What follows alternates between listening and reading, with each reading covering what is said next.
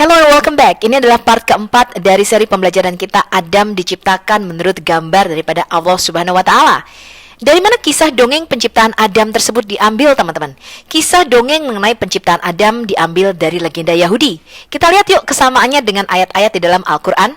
Kalau kita membaca kisah-kisah di dalam Al-Quran, itu lebih banyak diambil dari Injil-Injil palsu apokrif dan juga legenda Yahudi.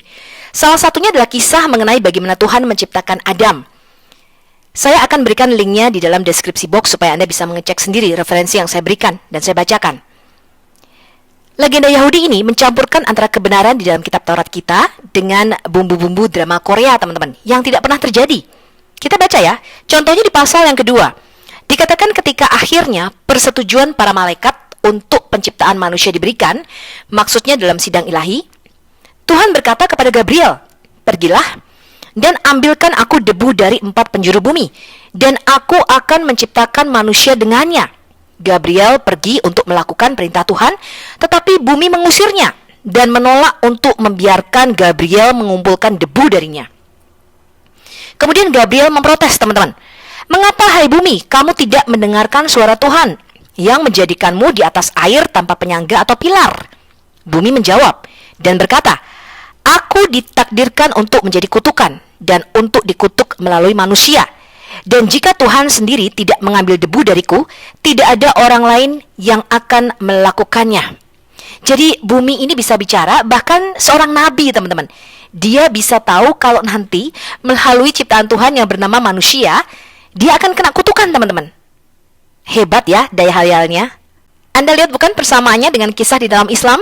Di dalam Islam mereka percaya bahwa Allah pertama kali mengutus malaikat Gabriel, bumi menolaknya, kemudian mengutus malaikat Mikael, bumi juga menolaknya, kemudian mengutus malaikat Israel, dan juga sama, teman-teman, gagal mengambil tanah dari bumi, dan terakhir Allah mengutus malaikat maut, dan dia berhasil mengambil tanah dari 4 penjuru bumi. Padahal ini cuma dongeng, teman-teman. Anda sekarang tahu dari mana sumbernya ya. Kita lanjutkan baca. Ketika Tuhan mendengar ini, dia mengulurkan tangannya, mengambil dari debu tanah dan menciptakan manusia pertama dengannya. Dari tujuan yang ditetapkan, debu diambil dari keempat penjuru bumi. Sehingga jika seorang pria dari timur kebetulan mati di barat, atau seorang pria dari barat matinya di timur, bumi tidak akan berani untuk menolak menerimanya. Ketika manusia tiba waktunya untuk mati, dimanapun seseorang meninggal dan dimanapun dia dimakamkan, di sana dia akan kembali ke bumi, tempat dia berasal.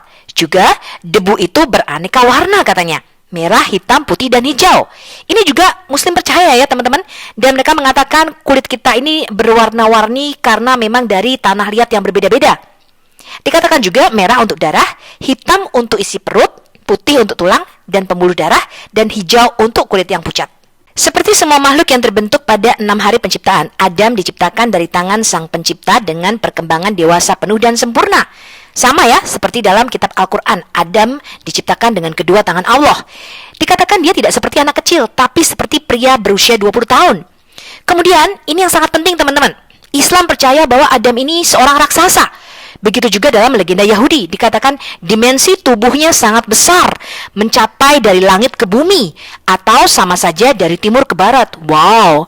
Di antara generasi manusia selanjutnya, hanya sedikit yang menyerupai Adam dalam ukuran dan kesempurnaan fisiknya yang luar biasa. Jadi Adam ini diceritakan raksasa, teman-teman, dan ini sama dengan kepercayaan Islam. Kemudian kita baca ya, dikatakan laki-laki secara umum hanya mewarisi sedikit saja dari keindahan dan ukuran bapa leluhur pertama mereka. Wanita tercantik dibandingkan dengan Sarah adalah seperti kera dibandingkan dengan manusia. Hubungan Sarah dengan Hawa adalah sama. Dan sekali lagi, Hawa hanyalah seekor kera dibandingkan dengan Adam. Dikatakan Adam begitu tampan, sehingga telapak kakinya menutupi kemegahan matahari. Besar sekali kakinya, teman-teman. Atas kehendak bebasnya sendiri, Adam melepaskan 70 tahun dari jatahnya. Ini juga ada di dalam hadis ya, teman-teman ya. Adam memberikan tahun, sisa-sisa tahunnya kepada Raja Daud. Kemudian dikatakan jangka waktu yang ditetapkan Tuhan adalah 1000 tahun, salah satu dari hari-hari Tuhan. Tetapi dia melihat bahwa hanya 1 menit kehidupan yang diberikan kepada jiwa yang agung, yaitu Daud. Dan Adam dikatakan memberikan hadiah 70 tahun kepadanya. Jadi umur Daud ditambah, dikurangi dari umurnya Adam. Dan ini mengurangi tahunnya Adam menjadi 930 tahun. Anda juga bisa baca ini dalam hadis Islam, teman-teman. Ketika Adam membuka matanya untuk pertama kali dan melihat dunia sekelilingnya, dia memuji Tuhan. Nah, di dalam Islam dikatakan dia berkata, Alhamdulillah, betapa besar pekerjaanmu ya Tuhan. Tapi kekagumannya pada dunia di sekitarnya tidak melebihi kekaguman semua makhluk yang dikandung untuk Adam. Mereka menganggap Adam sebagai pencipta mereka karena mirip dengan Allah. Dan mereka semua datang untuk memujanya. Tapi kemudian Adam berkata, mengapa kamu datang untuk menyembahku? Tidak, kamu dan aku bersama-sama akan mengakui keagungan dan kekuatan Dia yang telah menciptakan kita semua. Tuhan memerintah lanjutnya. Dia berpakaian dengan keagungan. Dan tidak hanya makhluk-makhluk di bumi, bahkan para malaikat menganggap Adam sebagai penguasa segalanya. Dan mereka hendak memberi hormat kepada Adam dan berkata, kudus, kudus, kuduslah Tuhan semesta alam. Jadi malaikat ini berpikir bahwa Adam ini adalah Tuhan mereka. Ketika Tuhan membuatnya tertidur, kemudian para malaikat tahu bahwa dia hanyalah seorang manusia. Kalau di dalam Islam diceritakan, ketika Adam masih menjadi patung, kemudian iblis masuk teman-teman melalui mulutnya dan keluar lewat lubang duburnya. Kemudian iblis berkata, jangan takut kalau Allahmu itu padat atau somat, tidak berongga. Tapi kalau makhluk ini yaitu Adam, dia berongga teman-teman. Kemudian dikatakan juga bahwa Adam ini memiliki kualitas yang luar biasa, baik secara fisik maupun secara spiritual. Dan ini membangkitkan kecemburuan para malaikat. Mereka mencoba membakarnya dengan api, dan dia akan binasa seandainya tangan pelindung Tuhan tidak ada padanya. Dan membangun perdamaian antara dia dan penghuni surga. Secara khusus, setan cemburu pada Adam yang pertama ini teman-teman. Dan pikiran jahatnya akhirnya menyebabkan kejatuhannya. Setelah Adam diberkahi dengan jiwa, Tuhan mengundang semua malaikat untuk datang dan menghormatinya. Setan, malaikat terbesar di surga dengan 12 sayap dan bukannya 6 seperti yang lain, menolak untuk mengindahkan perintah Tuhan, yaitu sujud menyembah kepada Adam. Dengan mengatakan, engkau menciptakan kami malaikat dari kemegahan Shekinah. Jadi dalam pandangan Taurat dan Yahudi, iblis atau setan itu tadinya adalah malaikat yang kemudian jatuh ke dalam dosa atau memberontak kepada Tuhan. Tetapi dalam pandangan Islam, iblis ini adalah bangsa jin teman-teman, dan diciptakan dari api. Sedangkan kalau dalam Alkitab diciptakan dari Shekinah atau kemuliaan Tuhan. Malaikat itu adalah makhluk rohani, makhluk roh. Kemudian dikatakan, dan sekarang engkau perintahkan kami untuk menjatuhkan diri kami atau sujud di hadapan makhluk yang telah engkau bentuk dari debu tanah.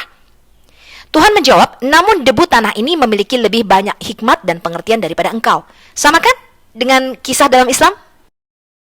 Kita baca lagi kemiripannya. Kemudian setan menuntut perlombaan kecerdasan dengan Adam dan Tuhan menyetujuinya dengan mengatakan, aku telah menciptakan binatang buas, burung, dan reptil. Aku akan membuat mereka semua datang sebelum kamu dan sebelum Adam. Jika kamu dapat memberi mereka nama, aku akan perintahkan Adam untuk menghormatimu, dan engkau akan mendapatkan istirahat di sebelah Shekinah kemuliaanku.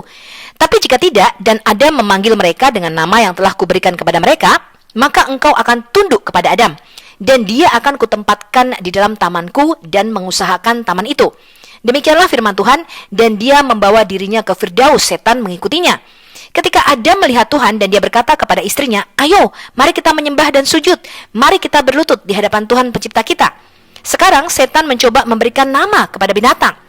Dia gagal dengan dua yang pertama kali muncul, yaitu lembu dan sapi. Kemudian Tuhan membawa dua binatang lainnya sebelum itu, unta dan keledai, juga gagal. Jadi setan kalah dalam perlombaan memberi nama binatang, teman-teman.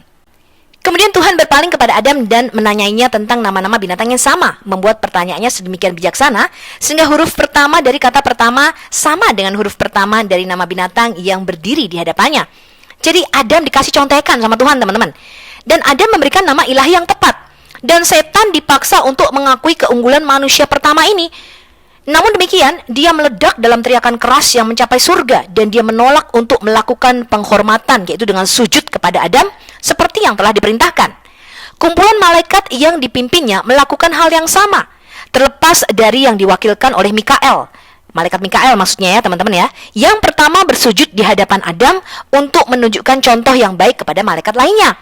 Kemudian malaikat Mikael berbicara kepada iblis atau setan, berikan pemujaan pada gambar Tuhan. Tetapi jika kamu tidak melakukannya, maka Tuhan Allah akan mengamuk terhadapmu. Setan kemudian menjawab, jika dia meledak dalam murka terhadap saya akan meninggikan tahta saya di atas bintang-bintang Allah, saya akan menjadi seperti yang maha tinggi. Seketika Allah melemparkan setan dan pasukannya dari surga turun ke bumi. Dan sejak saat itu dimulailah permusuhan antara setan dan manusia. Bagaimana menurut Anda kesamaan cerita dalam dongeng-dongeng Yahudi dengan Islam, teman-teman? Subscribe dan like ya, jangan lupa komennya. Shalom, sampai jumpa dalam video berikutnya, dan God bless you.